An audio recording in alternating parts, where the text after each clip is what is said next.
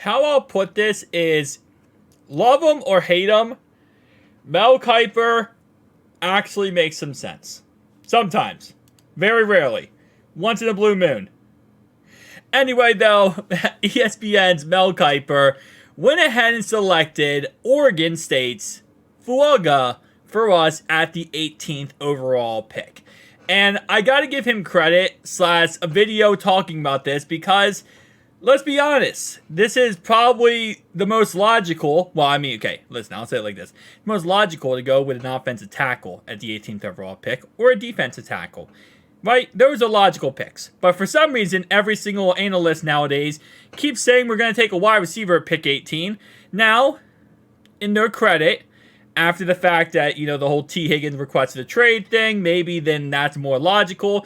But they were saying it before T. Higgins requested a trade, okay? So it was just annoyingness. Nonetheless, though, we now actually have a good take to talk about, and I'm very appreciative to Mel Kiper for actually using his brain on this one. The Bengals left tackle Jonah Williams leaves in free agency, opening up a void at that position. 100%. That's why we're bringing in Trent Brown today. I don't see a replacement on the roster. That's also why we're bringing Trent Brown in today. When did he post this, actually? 9:45 this morning. Okay, cool. So he definitely knew about the fact we're bringing in Trent Brown. They could fill it with Fuaga, one of my favorite prospects in this class. He's a phenomenal in both the run and pass game. He started 25 games at right tackle for the Beavers. And if we go ahead and go back to Fuaga, obviously when we do our PFF mock drafts, he's not actually available at this pick. But if we go a little bit farther up to Tennessee, Brian Callahan here, yeah, Fuaga is an absolute animal. This guy's a freaking monster. He played strictly right tackle in college, and exactly what we need. When I say franchise right tackle, he's on that list of franchise right tackles for this upcoming draft. According to PFF, let me go ahead and actually move this up. Ultimately, Fuaga has the tape of a starting NFL offensive lineman, whether that is at tackle or guard. He brings the powerful mentality needed to stand out in the trenches.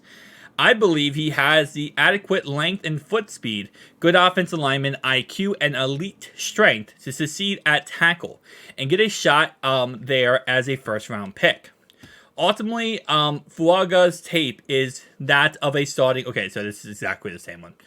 Fuaga is the kind of butt kicker every NFL team wants in the trenches.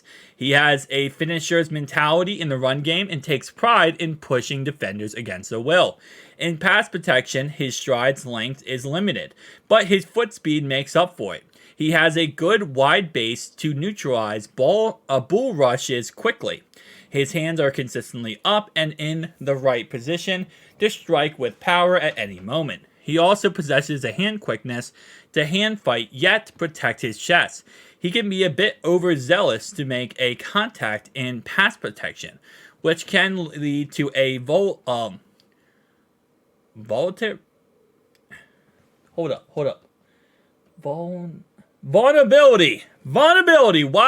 could I not read that word? Vulnerability to swipes and chops, but that patience did improve in 2023, which is what you want to see, obviously. And again, listen, at the end of the day, everything technique-wise, a player can learn, right? Things you can't teach is 6'6", 334 pounds. No matter what you do, no matter how good of a teacher, trainer, player, whatever you are, no matter how good you are, you can never teach someone to be better than 6'6", or you can never teach someone to be 6'6", okay? No matter who you are. You can never teach someone how to be 334 pounds. It doesn't matter who you are or how good you are as a trainer or whatever. You can never teach those intangibles. So he has the intangibles that you need and you look for in a player. And that's exactly why, again, he's on my top 100 board I released a little while ago, and I'm going to change it up now that free agency is kind of going through. We're going to kind of, fix that top 100 board. But overall wise, he has the intangibles that you want and you need. So here's his cons. Let's talk about his cons and then talk about his pros. Lighter in the lower body, he holds a good amount of weight in his midsection. And again, look at this, right?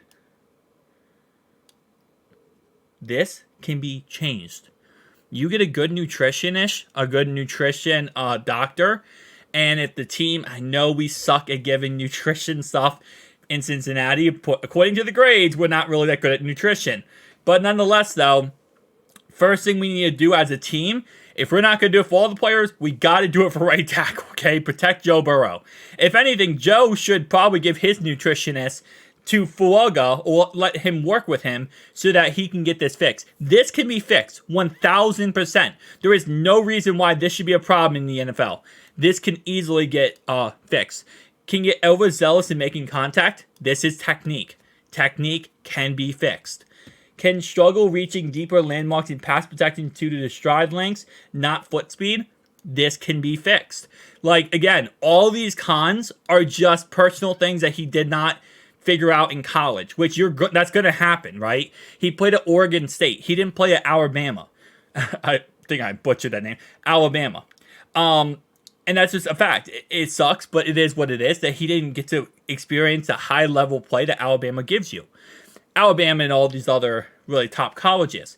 So these are things that he's going to learn in the NFL. That's why I've been so hell-bent on trying to, and hoping that we go ahead and sign Trent Brown, because I want to get someone in that ballpark range who is able to teach him and also help him. Now, Trent Brown, not the guy to really go to when it comes to nutrition facts, right? He's a little bit bigger of a guy. No problem. Joe, you're going to have to get your nutritionist, your personal trainer, whoever you have, get him looking on Fuaga. Also get him looking on Trent Brown, by the way. But anyway, though, technique, that's all stuff that Trent Brown can teach Fuaga. And I know there's been a lot of talks about things about, well, Trent Brown's injury prone. He has injury problems. Cool. At the end of the day, the whole point of getting Trent Brown is to be a bridge right tackle to a franchise right tackle. At the end of the day, that's the whole point of getting Trent Brown. He's not going to be the starter moving forward for the foreseeable future. His job is to go ahead and transition from a veteran right tackle to a rookie right tackle. That's the whole point. The point is, we don't want to throw a rookie right tackle to the wolves. So you get a veteran guy in there, and it's slowly, over time, you transition to the rookie, right? So that's the whole point of it. If he's overweight and he has problems and he's injured, whatever, he can still teach the techniques. He can still train and help Fuaga get to that level that he needs to be at. His pros: fires off the ball with bad intentions as both a pass blocker and a run blocker.